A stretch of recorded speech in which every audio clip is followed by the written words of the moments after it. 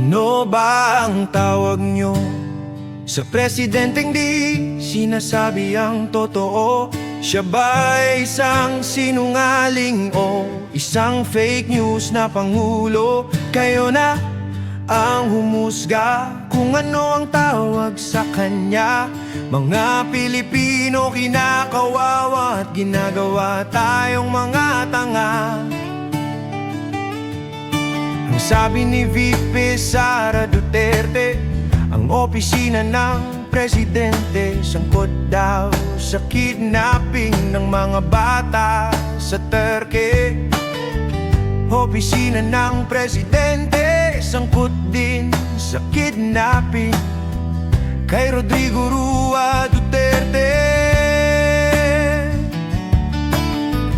Opisina ng presidente sangkot sa pagpapahirap sa mga miyembro ng KOJC.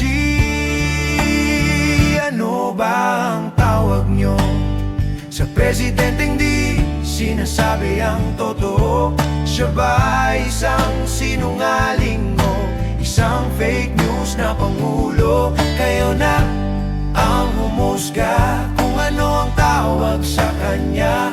Mga Pilipino kinakawawa at ginagawa tayong mga tanga. Halos lahat ng mga Pilipino di na naniniwala sa Pangulo, sa kanyang mga sinasabi. Kabaliktaran mga nangyayari. Wala daw baril nang pumasok sa KOJC. May mga baril pala yun ang sabi ni Torre. Di raw papapasukin taga-ICC. Tumulong pala at sinurrender si Rodrigo Duterte.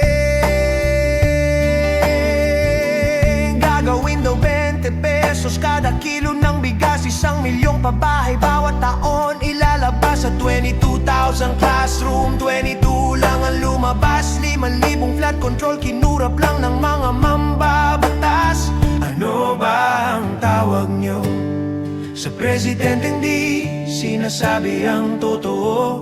Siya ba isang sinungaling o isang fake news na pangulo? Kayo na ang humusga kung ano ang tawag sa kanya. Mga Pilipino kinakawawa at ginagawa tayong mga tanga. Ano ba ang tawag nyo sa presidenteng di sinasabi ang totoo? Siya ba isang sinungaling o isang fake news na pangulo? Kayo na ang humusga kung ano ang tawag sa kanya. Mga Pilipino kinakawawa at ginagawa tayong mga tanga. Ano ba ang